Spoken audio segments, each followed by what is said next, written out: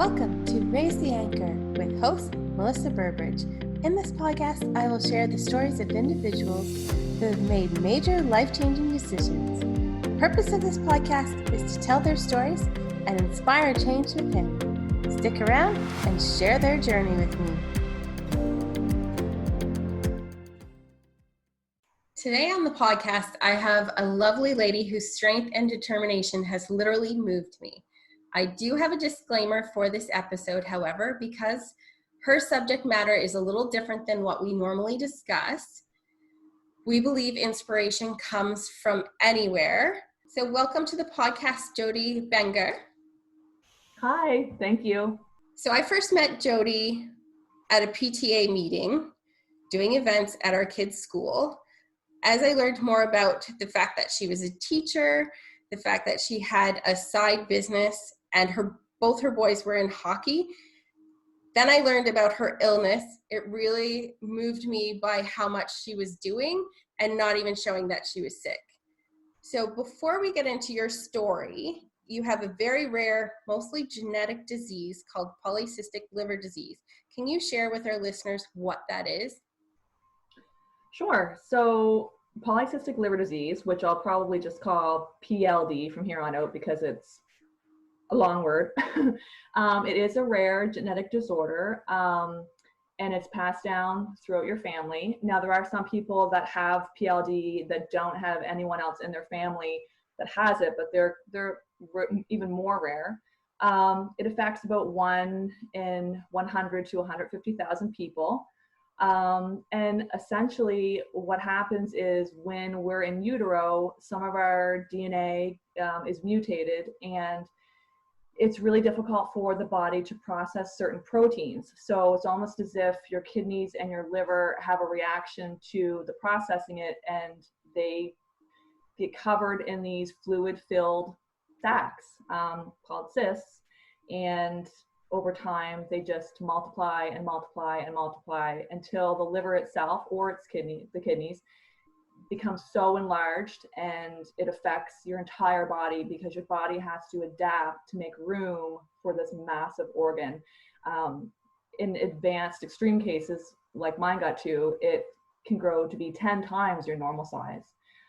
So then the effects of how your body reacts to that, your spine and your hips and all of your organs just get so compromised and tested, pushed right to the limit while it's trying to adapt for this growing liver. And the crazy thing about liver disease, this particular liver disease, is that your liver will always test as functioning fine. It will show all of your liver enzymes, all of your functioning abilities are normal, which is crazy because to look at it, it looks like this massive enlarged cystic sponge, but it still continues to work and to grow. And the growing part of that is that the liver is so strong, it regenerates, it continues to grow and to thrive. And so the liver fights this disease and makes new tissue.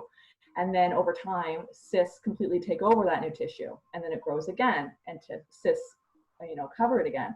And so it tries to survive, and it does survive, but it's your genes are mutated, but your liver is mutated as well. So it affects, both men and women. Women are more likely to get it in the advanced stages because hormones play a large role. And, every time you have a hormonal surge as a woman, then the liver disease will advance. Estrogen plays a huge role.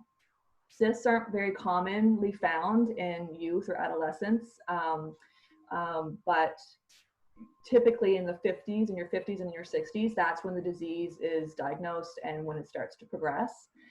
But there are some people, myself included, that get it at a much younger age. Everybody can have cysts on their liver and not have any cause for concern, but it's when you have 10 plus cysts that range in size of a few millimeters to 15 to 20 centimeters in diameter, and you have that history of your family, that's when you run into all those complications. And there's so many other side effects, I just kind of touched on a bit about the liver disease and what it does to the rest of your body over time. On that note, when did you first find out you had it? So I mentioned kidneys a bit when I was trying to describe what PLD is. And usually, if you have PLD, you also have PKD, so polycystic kidney disease. And I knew when I was young that that ran in my family. And I was doing a routine abdominal ultrasound when I was 17, and they detected the cysts in my kidneys at that point. And I didn't really think a whole lot of it. I knew it was genetic. They told me that I wouldn't have any complications in it until I was much older. And so I just continued to live life. But when I was 25, I started to feel really unwell. And I was working at a group home. I was working shift work, 12-hour shifts, 2 days, 2 nights. And I just started to feel really lethargic, tired, nauseous, a lot of stomach distension. And I went to my doctor. She sent me for an ultrasound. And I have to admit, in my early 20s, I didn't go and do my regular ultrasounds. I kind of, was in that invincible stage of figuring out life, graduated from university. And so I hadn't been keeping up with my ultrasounds. And when I went and had that done, she called me in immediately and said, you've got advanced polycystic liver disease. So I was really confused. And I said, no, I've got polycystic kidney disease and it's no big deal. And she said, no, you have advanced PLD, and it's a rare form because all of the cysts have formed on the left lobe of your liver. There's no cysts on your right, they're all on your left. I'm sending you to a specialist. And so very quickly I get in to see my hepatologist, who I've had, for the past 15 years. And they told me then that they were very surprised at how fast it had progressed, and that they were going to monitor me very closely for the next year to see if I needed to be put on a transplant list then. So thankfully, things kind of plateaued, and I didn't get listed on the transplant list, but that was a good indication of how the disease would progress, that you would go through a really bad phase and then you would plateau, and then bad and plateau. So steps, just constantly. So I was 25 when I found out I had PLD, and I'm 41 now. So what was your journey from when you found out to when you were put on the transplant list? Well, just to kind of backtrack a little bit, I know now that the reason why my disease progressed so quickly, as I mentioned before, about hormones. So every time I had a hormonal surge, my disease would progress. And I was on multiple oral contraceptives growing up because of feminine reasons. And even in my early 20s, mid 20s, even after my last son, I was back on oral contraceptives, and I was trying to find one that was good for me. At no point did any specialist say to not take the oral contraceptives, but that goes to very little being known about this disease, which is so sad and it's so disheartening. Granted, in the last 15 years, the amount of research that's been done has been significant. When I tried to research it, when I was 25, there was very little that would come up, and a lot of contradicting evidence and information and research. So much more is known about it now, but we're still a far way off. And so I continued to just kind of live life. I got my education degree. I had 2 babies. We bought a house. We moved. But once or twice a year, I would feel really, really unwell. This was kind of back, late 20s, early 30s. I'd feel really unwell. I would call them my spells because I didn't really know what else to call them. When I would try to describe them to some of my specialists, they couldn't really understand. I realize now, though, it would be when cysts would leak, and then that fluid would be in my body, and my body's trying to get it out and to process it, but it has to go through the same organ that created it in the first place. It's crazy when you think about it. And so that would happen once or twice a year, but as I started to get sicker, it would happen more often, and I would feel very fluish. My stomach would get really swollen. I'd be in bed for 2 or 3 days, and then it would just kind of go away. So in between that, I'm trying to work. I'm trying to, take care of the boys. I was very involved in whatever I could be, because I knew, they told me when I was first diagnosed, you will need a transplant. It's eventual. You are going to need it. So I lived life thinking I have to do as much as I can right now, because there's going to be a time when I can't do anything. So I was very busy. I was involved in everything. I was on, different committees and different groups. And, I got really physically fit at some point during this time, because I thought if I'm really strong and I'm really fit, then this will slow the progression, but it really didn't. And I started to have more side effects. My stomach started to get more distended as the liver grew. I started to get more brain fog. Joints really started to hurt, constant nausea.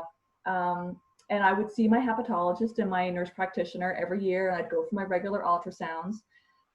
So then eventually I said, we need to try something. I just feel so unwell. This would have been in probably 2014, 2015. And I said, what are some of our options for treatment? Because there really weren't anything. And she suggested about this trial medication that had been getting a lot of attention called somatostatin. And they were needle injections. And I said, I'll try anything. I'm at the point now I'm starting to get, really desperate. It's interfering with work.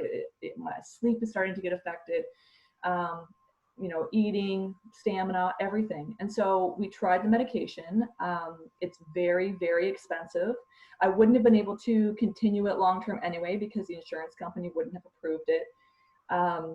And so I started with these injections 3 times a day. And then after a couple months, I switched to these really big injections once a month. But the side effects were atrocious. My digestive system could not handle it. I was so nauseous all the time that I only was on it, I think, for about 4 or 5 months. And then I stopped.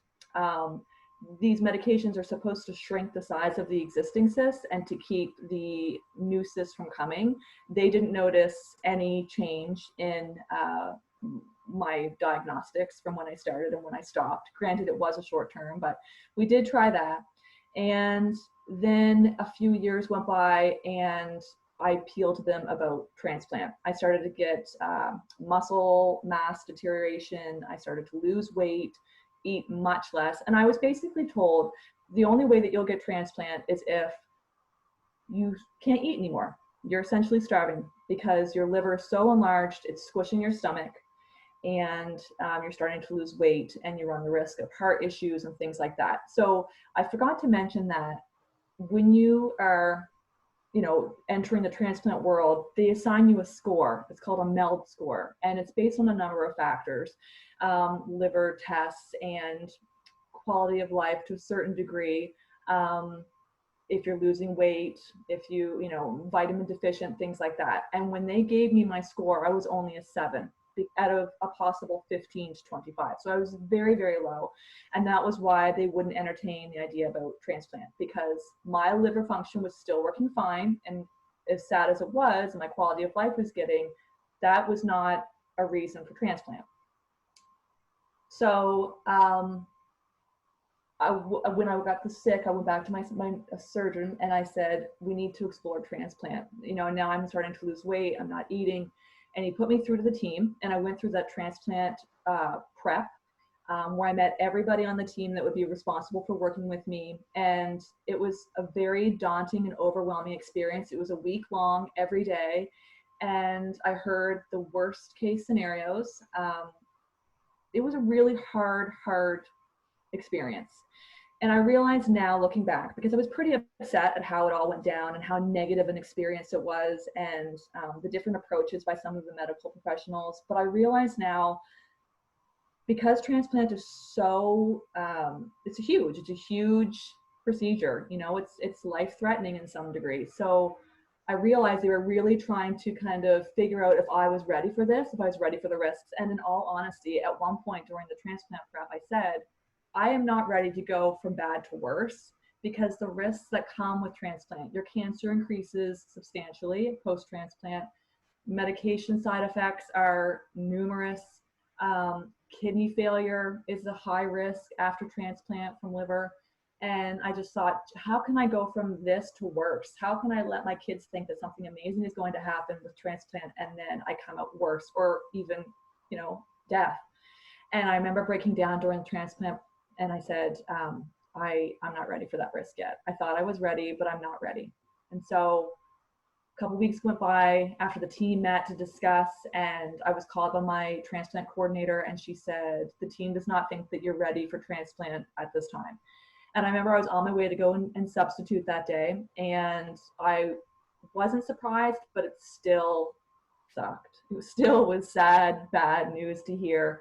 And I remember making it into the school and going right to my vice principal's office and just closing her door and breaking down, because I thought, my Lord, how much longer am I going to have to live like this?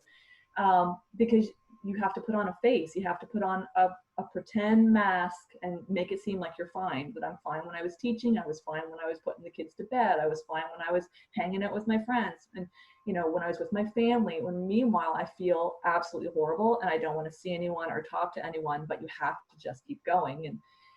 And so that was really rough. Another year or so goes by. I am subbing much less because I'm getting so large, I'm getting so uncomfortable, so sick to my stomach, and I could tell that my mental capacity, like the brain fog, was insane. And you can't teach when you have no mental clarity. And so now my career is affected. I couldn't work full time, hardly subbed. I felt worse more often than I felt well. And I went back with Scott to my hepatologist and I said, okay, a year ago I wasn't ready for these risks. Now I already feel like I'm half dead. So I'm ready for any risks that's going to happen with this. It's time. I need to have this transplant. And I don't know what they saw, but they obviously saw someone whose mind had been totally shifted and was ready for anything. And I went back to the team and yeah, they saw it. They realized it too. She's ready. She's so sick. And all the other side effects, like the limited mobility. I couldn't sing anymore because my lungs had started to atrophy. Because I looked like I was about 8 months pregnant at this point. My liver was just so massive, couldn't find clothes to wear, couldn't sleep, my back hurt all the time, and other things like not being able to play with your kids, pick your kids up, garden, little tiny things that just bring you so much joy, I couldn't do anymore. So then I realized, well, we have to go to the next step. This is time. This is, 14 years at this point that I've been, no, actually it was 13, I guess, fighting with this illness. And thankfully they agreed. So what emotions came over you when they finally said, we'll put you on the transplant list? Well, it's pretty ironic because I think that you were with me the day that I got the news at book fair, right? Yeah. You were there.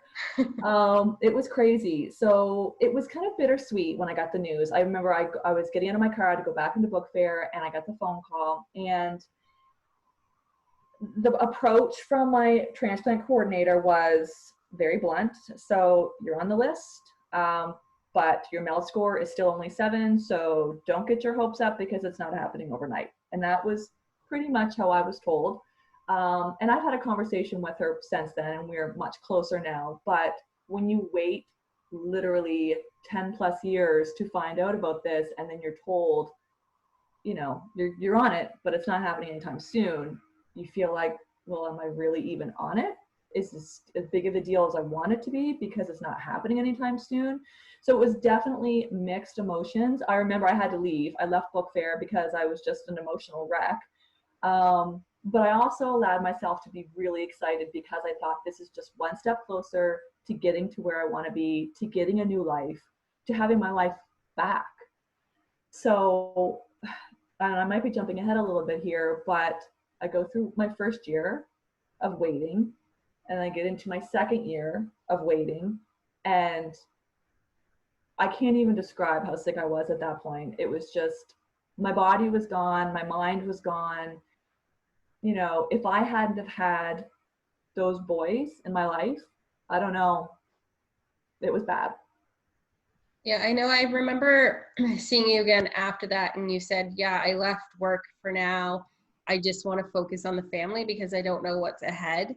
Mm-hmm. And that's when it really hit me. I guess because we hadn't talked too much in between, but I'm like, okay, it must be getting worse. But you didn't show it. I can tell you, most of the people didn't see it unless they were really close to you. It's crazy. I don't know if I'm a great actress or I didn't want people to see how sick I was because I wanted to hang on to that. Just see me, don't see my illness, because that's all I saw. Yeah, no, that makes perfect sense. But then I know you got that Thanksgiving miracle, you got that call that changed everything. How did you feel then? You know, now that you're going to go into that transplant, you've already had some mixed emotions. Were you like scared to go in now that it's actually happening, or were you thankful that it's actually happening?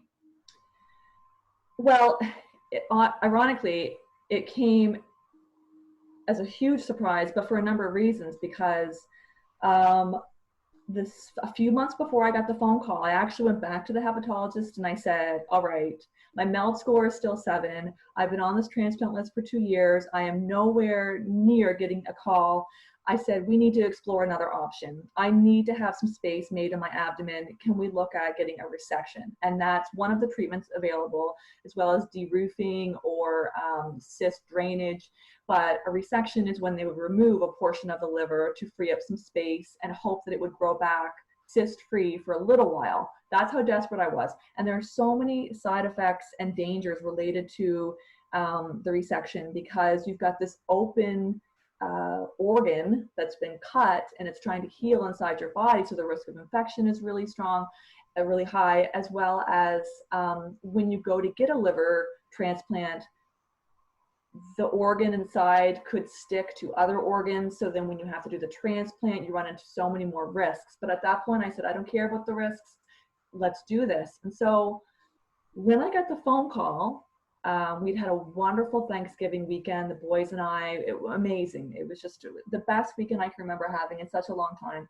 And we were on our way back to Halifax. It was around 8:00 at night, and I get a phone call, and it's Catherine, my liver coordinator, and she said, you know, Jodi, we have a liver for you.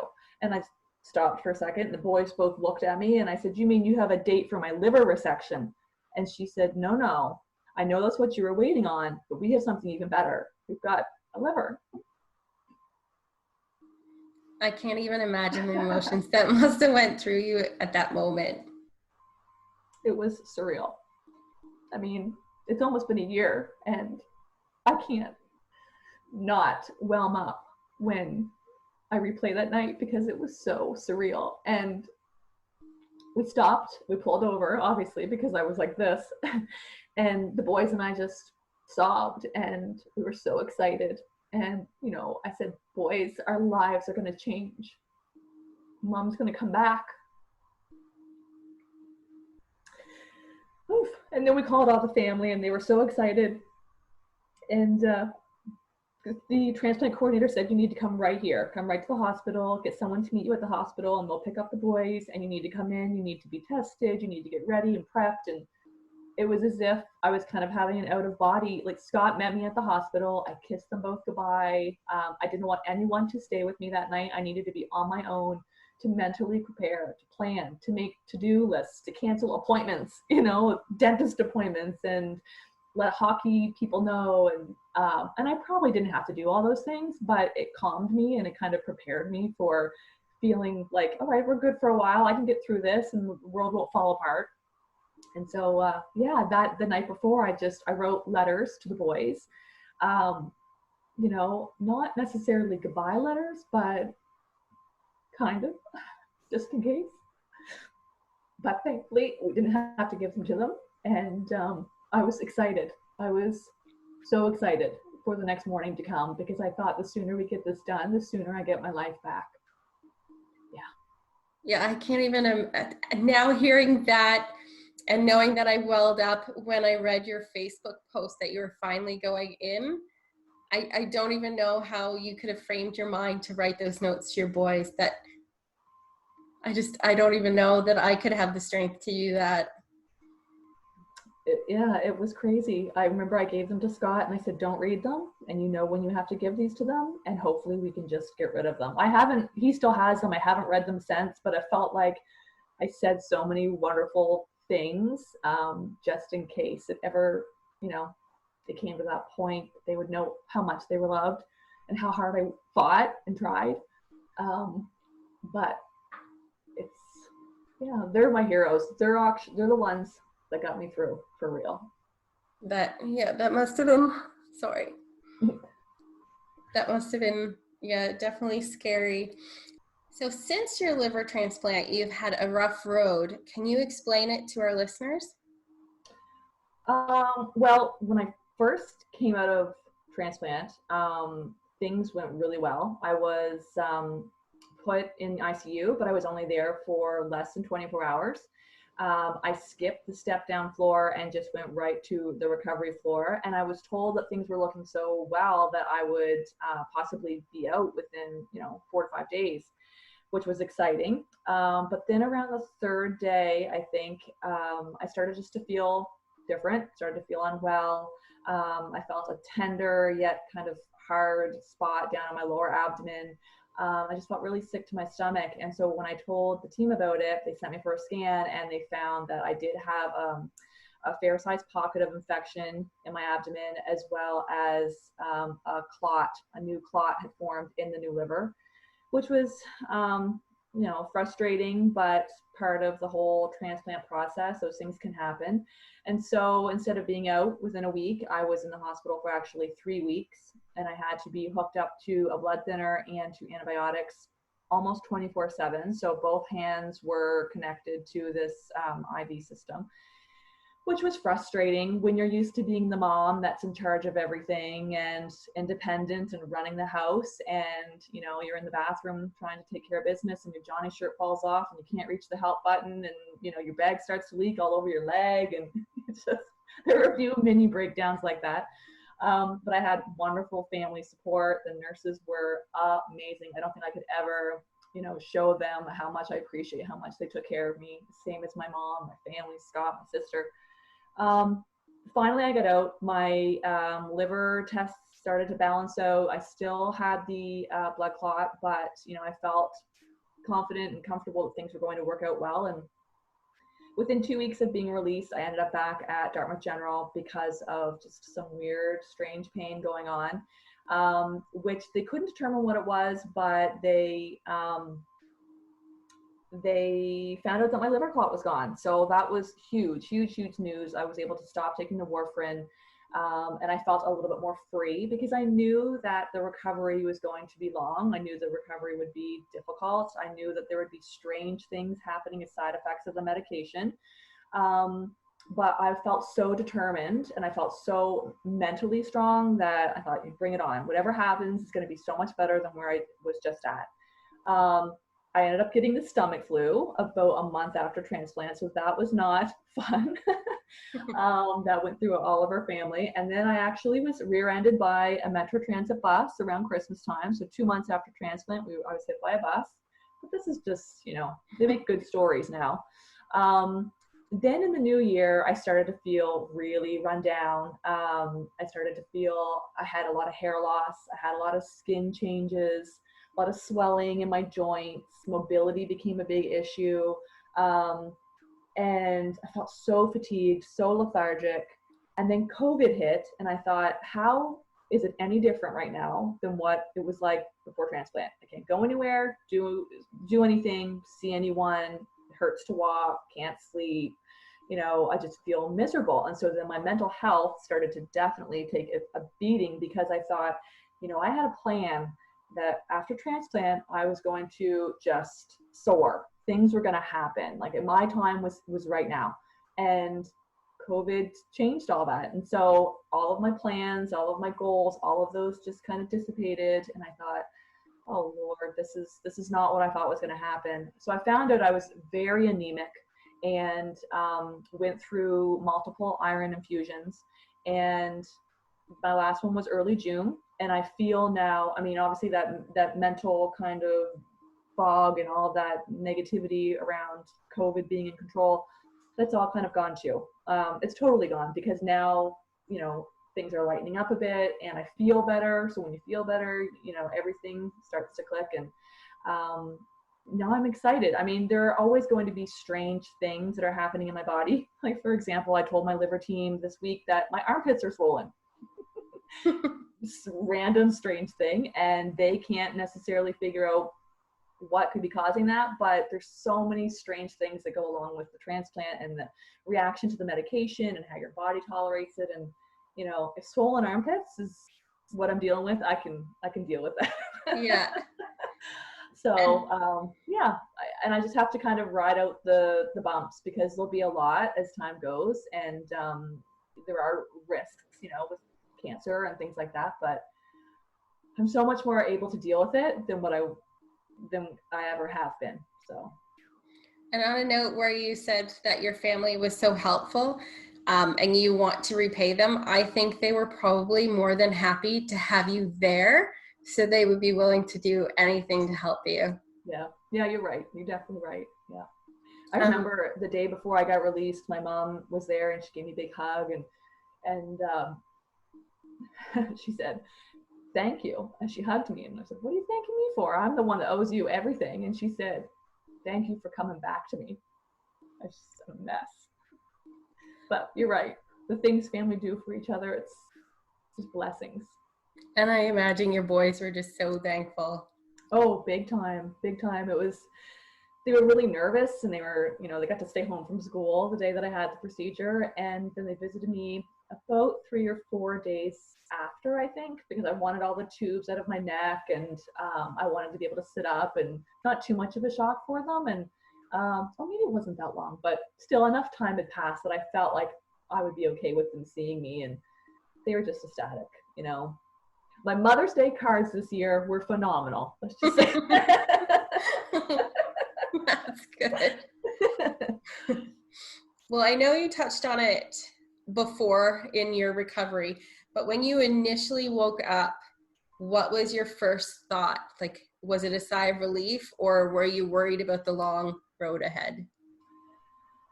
It was definitely a sigh of relief. I definitely felt like, okay, I made it. I'm here. I'm still kicking. Now I'm going to have a little rest. And I didn't really think of it as, no, I was impatient. I was, okay, let's heal. Let's get this on the go, because I have things to do. My life has been on hold for so long that I can make goals now for myself when I couldn't for years. And so I had plans. I wanted to just, like I said, I wanted to soar. I wanted to be Superwoman, and I wanted to just conquer things. And multiple people told me to press the brakes. This is not going to be an overnight recovery. There are going to be lots of bumps. The future is unpredictable. But like I said, I'm in such a better spot now to deal with whatever comes. And I know it's going to be a process. I know it's going to be something that I'm going to have to work with for the rest of my life. You know, if I get the flu and I can't keep my medication down, then I run that risk of going into rejection. So there are little things that are common for, other people that are a big risk to me, COVID being one of those things. But I'm so much more with it and positive and can deal, with whatever comes. I know you don't feel like you're a Superwoman, but you definitely are with everything that you've gone through and everything that you juggled while you were sick. I definitely want to know. So you being such a strong person, what motivates you to keep going?